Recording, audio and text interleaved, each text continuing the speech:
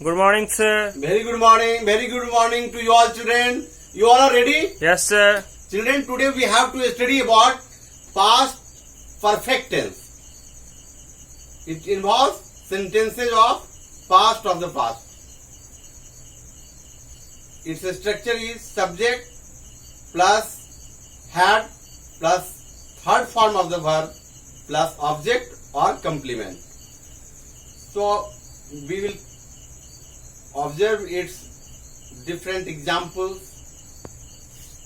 and then its concerned interrogative form and negative form. Understanding? Yes, sir. Okay, come to the point. Today is 12th of September 2020. Day is Saturday. Subject English grammar. Topic past perfect tense. Its Hindi identity is चुका था, चुके थे, चुकी थी. जिन हिंदी वाक्यों के अंत में चुका था, चुके थे, चुकी थी आते हैं वे पास्ट परफेक्ट टेंस के अंतर्गत आते हैं. Its structure is subject plus had plus third form of verb plus object और complement. Example, I had gone to Delhi yesterday. Second, I had studied English grammar.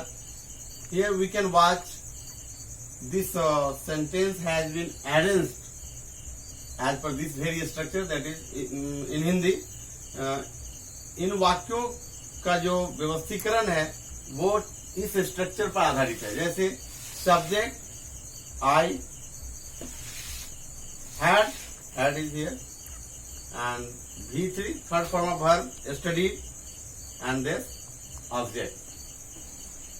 So you can watch in every sentence the arrangement of these words are just as per this structure. Example, she had studied English grammar.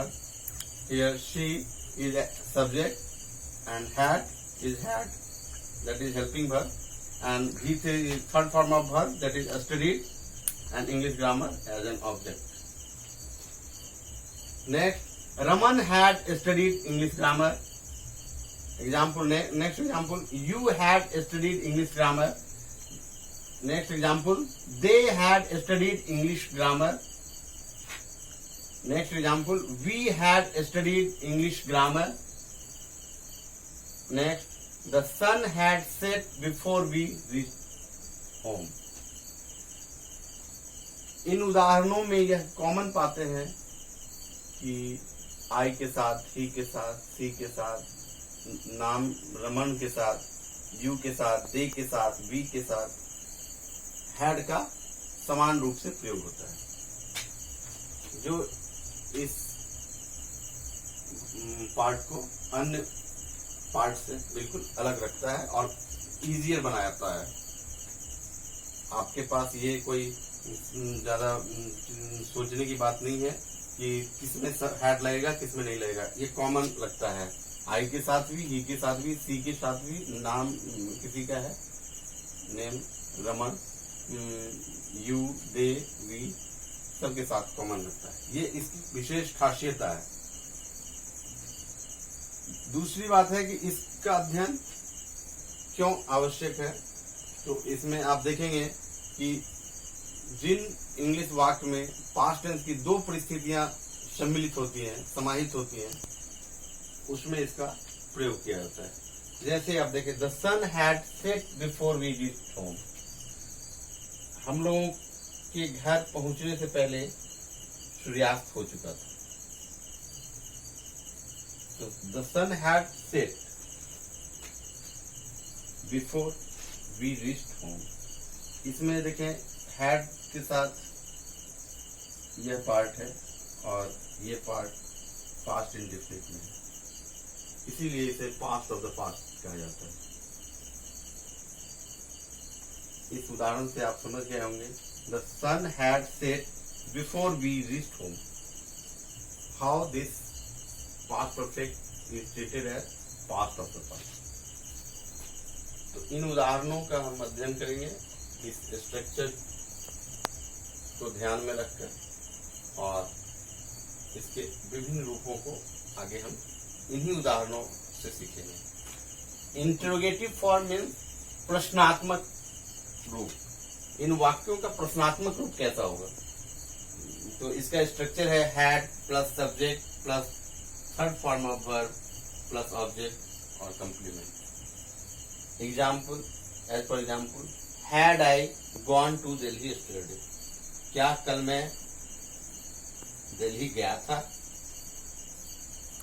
Next, had I studied English grammar, क्या मैं English grammar का अध्ययन किया था? या था means चुका था।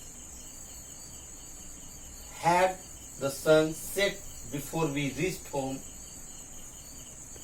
क्या हम लोगों के घर पहुंचने से पहले सूर्यास्त हो चुकी थी? ये उदाहरण इंट्रोगेटिव फॉर्म के यानी प्रश्नात्मक वाक्य। Next, negative form, subject, its structure will be subject plus had not plus third form of verb plus object और complement. Example, as for example, I had not gone to Delhi yesterday, कल मैं दिल्ली नहीं गया था। नहीं गया था मैं नहीं जा चुका था। Same understanding is there. I had not studied English grammar, मैं इंग्लिश ग्रामर का अध्ययन नहीं कर चुका था या नहीं किया था। दोनों एक ही बात है, या था या चुका था। The sun had not set before we reached home, हम लोगों के घर पहुंचने से पहले सूर्यास्त नहीं हुआ था। इस तरह से हम देखते हैं एक वाक्य में जब दो पास्ट टेंस का समायोजन होता है तो हमें पास्ट परफेक्ट टेंस का प्रयोग करना पड़ता है और बीच में बिफोर का यूज करना पड़ता है। अब आगे हम इसी का प्रैक्टिस होमवर्क में करेंगे। Homework, fill in the blanks with correct tense of the verbs given in brackets. Example 1, Mohan dash already his breakfast. Take word दिया हुआ है, verb दिया हुआ है ब्रैकेट में, आप इसको हैड लगा के थर्ड फॉर्म यूज करेंगे। इसी तरह से if she dash for the examination she would not have failed, given word is prepare. Next example, that is homework, the bell dash before I reached the school, given verb is go, and you have to use as per this very structure. This is your homework. In next class we will come to know about its various uses. This is sufficient for today.